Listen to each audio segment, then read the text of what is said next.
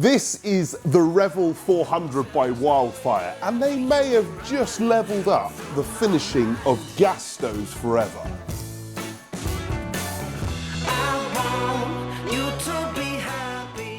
They make these stoves with natural mains gas or bottled LPG gas. The output is 3.1 kilowatts or 3.5 kilowatts respectively.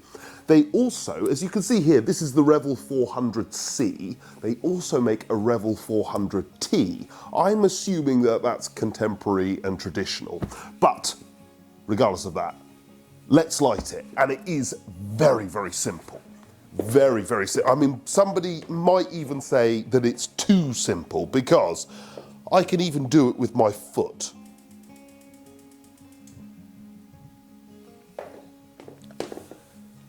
Yeah, you couldn't get more simple than that, but I do quite like the fact that actually once you've done it, you then bring it back the other direction to get the rear burner on so that you get it fully up to temperature. So overall, this stove takes 15 to 20 minutes to get up to temperature, so nice and easy and quick, and at that point you get the full flame effect and the look, as you can see here. It's absolute full marks. If you've got young children, that may be reduced slightly because you've got to sort of think about perhaps putting a guard around it because it is so easy to light, it might even be too easy for it to light. Overall, I think we're going to say it's good, but as I say, in isolation, it's verging on great for me. These stoves come as a log effect, and what you'll notice straight away is the two main logs are actually raised up on separate gas burners so that the flames can lick around them like a real log. If you want to find out more about the sizes and distances around this stove, then check out our first impressions of the stove as we go into a bit more detail there as well. The natural gas version runs at 82.2% efficiency, and if you go for the LPG, it actually hits as high as 84.5%, which is, I mean, either way, very high levels of efficiency. You then fit this stove with a product called ember wire, as you can see here, and it's your choice how much you put on there, and obviously that changes the look, so that's quite fun, and I really like the effect of ember wire. It's just a really, really good way of completing the look of a gas fire. Well, these stoves clearly come with a log effect, and we've already mentioned the fact that we've got these raised logs with the flames licking round them. We've got the ember wire, the traditional and the contemporary looks, and the max and lower setting, which, as I can show you here, will take it from the full flame, or you shut it right down and just the rear burners turn off, so the front still has all the flame, and then obviously flick it back and boom, they come straight back. And that's a really nicely worked out setting because rather than just having little flames that look very boring, you've just got two burners, front and back, so it still looks great. But there is more. What makes Wildfire different is the fact that they construct their stoves from aluminium rather than steel or cast iron. Now, on the face of it, we could assume that they've cheapened, weakened, maybe even spoiled the product because of that, but I don't think so. In 1999, Ferrari went from cast iron engine blocks to cast aluminium engine blocks, and ever since, anyone else who wants to make something spectacular has done the same. If you can imagine the iPhone, can you imagine them making that out of cast iron?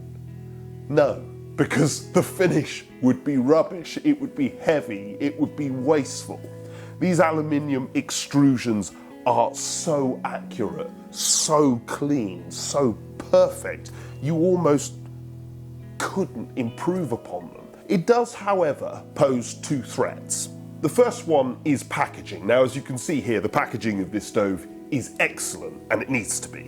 The second is fitting and servicing. At some point, you're going to have to take a screwdriver out, undo something, you know, or some service engineer is going to need to do that. And unlike with some stoves where you just wire brush it back and respray it, trying to solve a dent or a scratch in this is perhaps going to be a little more involved. This again is one I'm in two minds about, because the finish and the flame effect and what they've done with this, full marks. They've done it absolutely perfectly. So we're going to give it the score of great.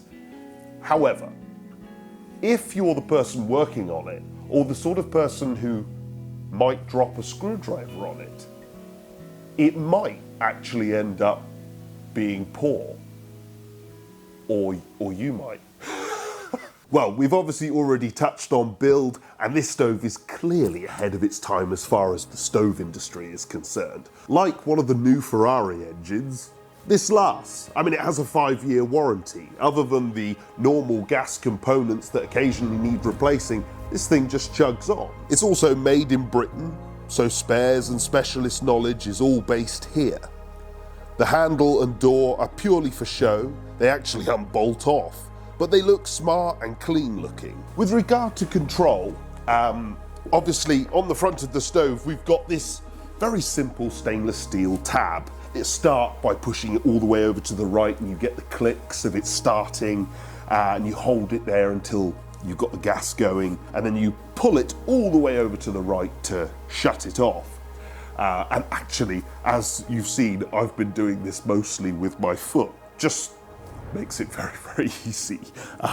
The other thing they've done to make your life easy is in regard to installation. Now, typically, any gas appliance like this will require a chimney that's then got a liner within it.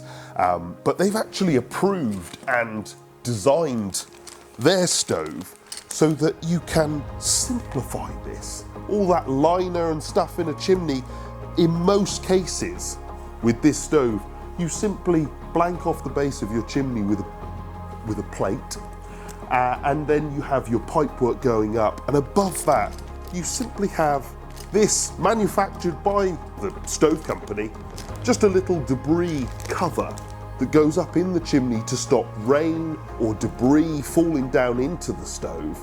So that just shelters that, and that's all you require. All the flue gases just go up a normal chimney in the normal way, which, I mean, you know, clearly I'm thinking for builder controls, this is great. I don't want scratches on this. I've got children, I've got a busy life, but to be fair, I've got one of these. I don't have kit gloves with it. It gets chucked on the side. I've got children that play with it, children that do homework with it. I'm clearly not overly protective of it. It's the same. It's a bit of aluminium. It's not all scratched, and I'm still very, very happy with it. And actually, I really like the way they finish this. And let's be honest, I want a control that's easy. I don't want to get on my hands and knees, you know, twiddling with knobs. Even if you've got a remote, I've got to find the remote or pick it up off the floor or whatever. Here, the controls are always right where I left them, which is very conveniently right where my foot is. And speaking of remotes, Wildfires don't have them, and essentially it's because those are the parts that break. This thing without it just chugs on reliably, doing its stuff. You've got to service it, you've got to do the normal things. We're all different, so we all have our own way. But this suits mine. It looks sleek and modern. The flame effect is fantastic. All I need now is some nice carbon fibre options.